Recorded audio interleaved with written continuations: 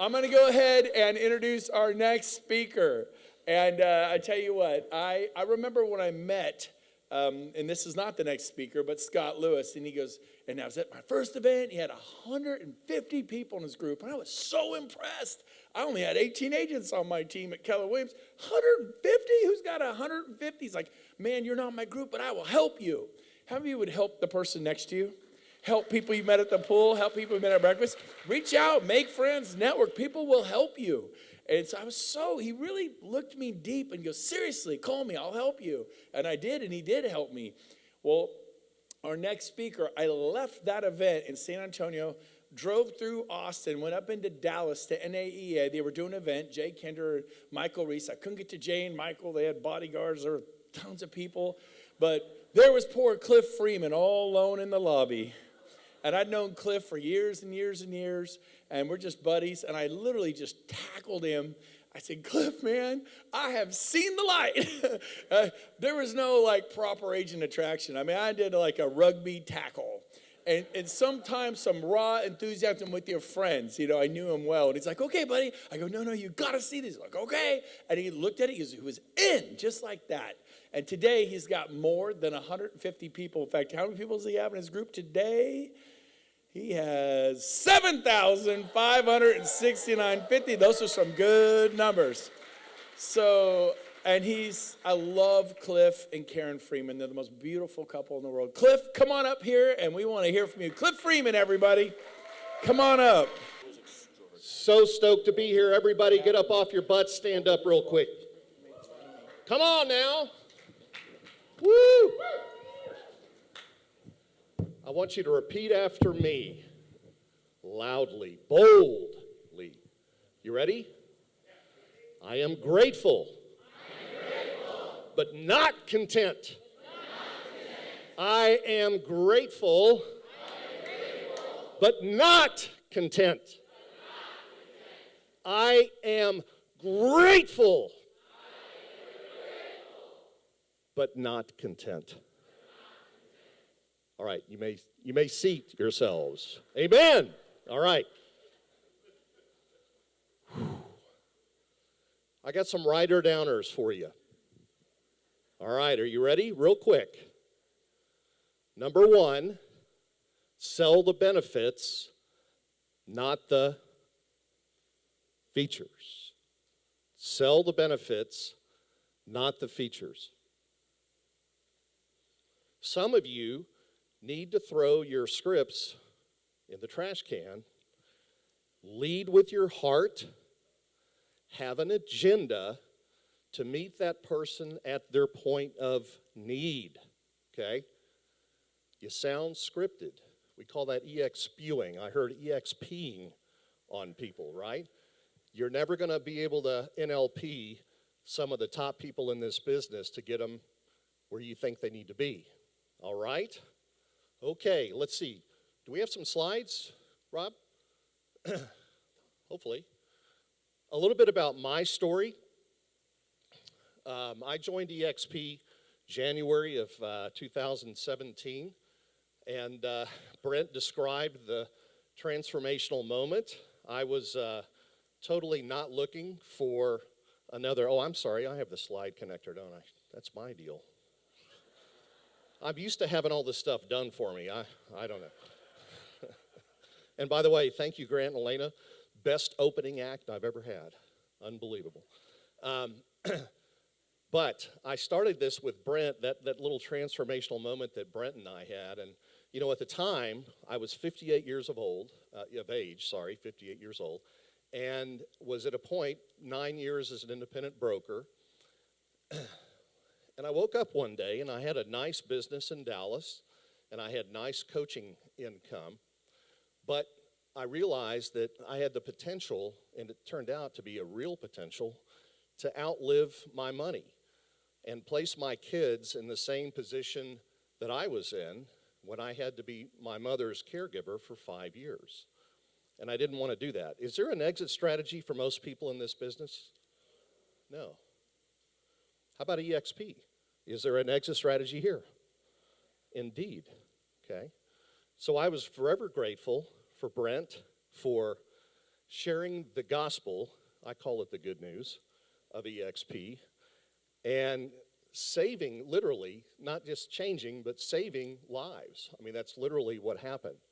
As you guys know, I've been here about 4.5 years. The numbers are incredible. I walk on the shoulders of giants. There's no question about that. Very grateful for everybody here. In fact, if my family, if you guys would stand up, my son, who I do the show with every Thursday, Cliff's Notes, is right there running the camera. Let's give him a hand. It's my daughter Caroline, my wife Karen over here. How about my agents from Dallas? Would you guys stand up, please? I want to acknowledge you. Thank you guys so much. We love you. And I look around, and what is so cool about being here is my family has grown to be this big. You guys are all part of my family now, and we love loving on you and having that relationship with you. But my story is unique, and it's part of why I'm successful is because I have a story. But really what's important is your story. Not mine, but yours. So what I'd like to do in the next few minutes is share with you how to create your story if you don't have one. All right? When I talk about life changing, these are just some of the great benefits that EXP has brought into our lives. Don't know where to start. It's crazy. So one of my dear friends, actually the guy sitting on the third row right here, live by financial freedom, location freedom, and time freedom. And for me, that was sort of my definition of success. And that's one of the things that I had no path on how to get there until I got here at EXP. So you can see this is a picture of our group up in Dallas. We sell a lot of real estate. I had to throw this one in for Grant in the bottom right. Who's that guy in the bottom right with me? Jordan, right? Jordan Belfort. You guys ever see the YouTube video of Grant Cardone and Jordan Belfort together? Go Google it. It's a lot of fun. All right. So tips, tricks, and tactics, kind of like the show. Tell your story, guys. Who's read Tell to Win? Great sales book. Anybody read that? No? You might want to order it. Telling a story. Look, what's the best-selling book ever? Okay. What did Jesus do to influence people? Okay. It's changed the world forever. Your story is what's going to attract people to EXP. People follow people. You've heard it. All right, so let's see how we can make our story. It starts with the other person's desire. Now, I call this ego. This is like what drives you to want to be like number one.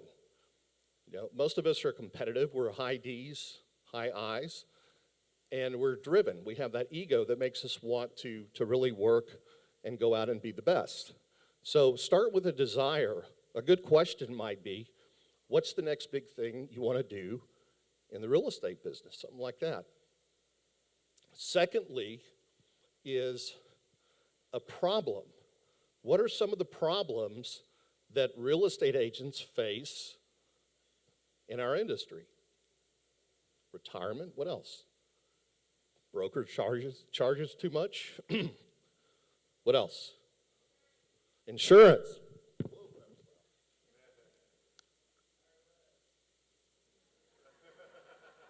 What? High risk?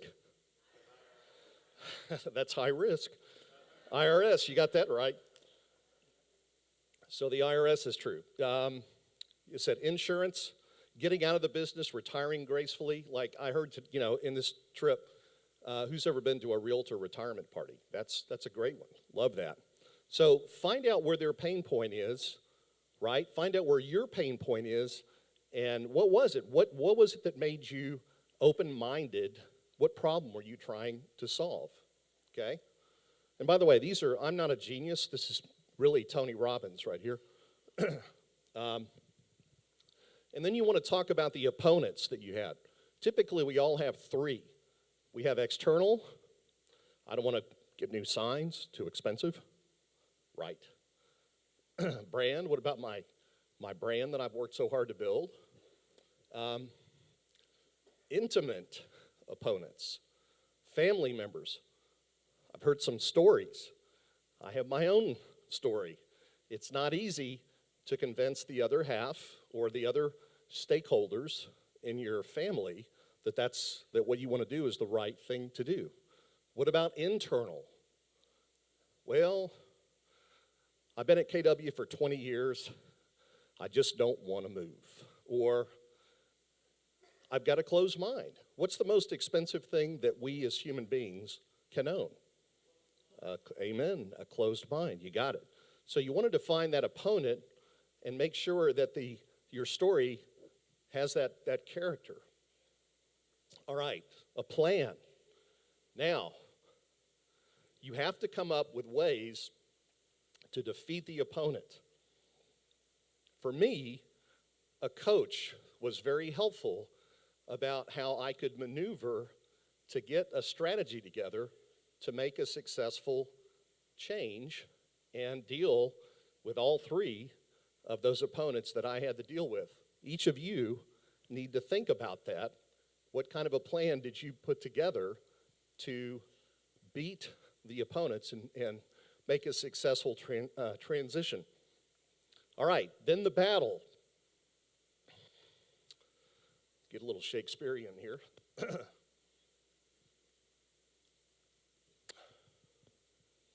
Who was that guy, the politician that took the drink of water during the speech and they made fun of him or something like that? Screw that stuff. All right. So the battle.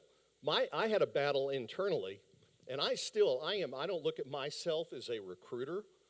I never was a team lead at KW. In fact, I got offered that position, but I turned it down because I didn't want to spend the rest of my life recruiting.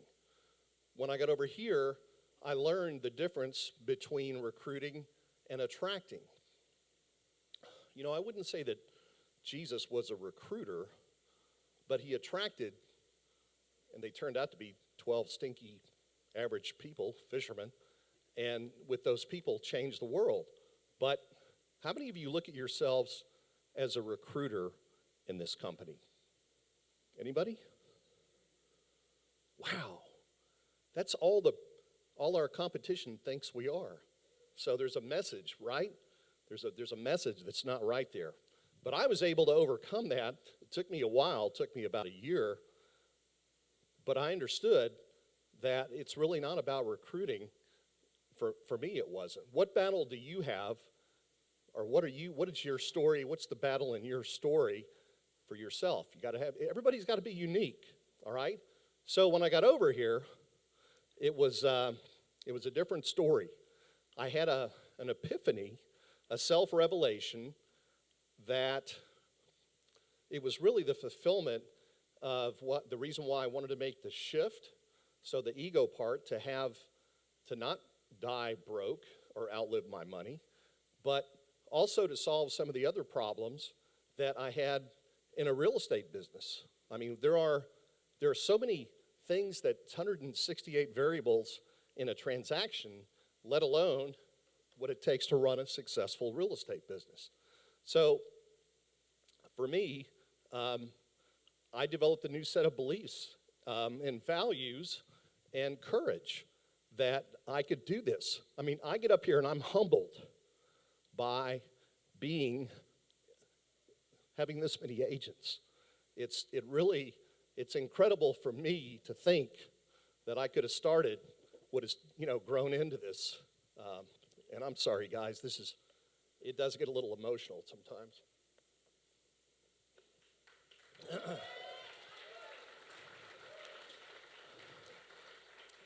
I told the guy I wanted Herradura in here. Where is that bartender? Fire him. Okay. But seriously, I mean, it does. To whom much is given, much is expected. And, the thing about it is, guys, is that I'm probably, if not one of the most blessed people in this building because of just the way I've been able to create, my greedy, unwashed, undeserving kids, are going to be filthy fucking rich, and it just really ticks me off. And, sorry, I love you. Just kidding. But anyway, life will never be the same again, right? That's what happens when you get to EXP. The fulfillment, I can't tell you what it feels like to wake up every day and not have to worry. 15 years ago, I was eating peanut butter and crackers, and then I would look for the next package of peanut butter and crackers. There was a very low point in my life where, a divorce had wiped me out. I wasn't working a lot because I was taking care of my mother. My kids grew up in a house where there was no carpet on the floor. It's a whole different story. So when your life changes that dramatically, it really is, it's an incredible witness. It's just unbelievable. So all I want to say is that if you haven't, you need to start expecting miracles, okay? In order to receive a miracle, you have to what? You have to expect it, right?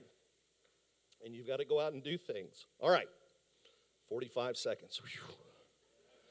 Can I get through? All right, so here's another tip, even Cliff. Here's another tip. A lot of you guys are wondering about events and things like that. A business planning workshop. I'm doing one of these every month on the first Tuesday of the month in Dallas. And this is not an EXP branded event.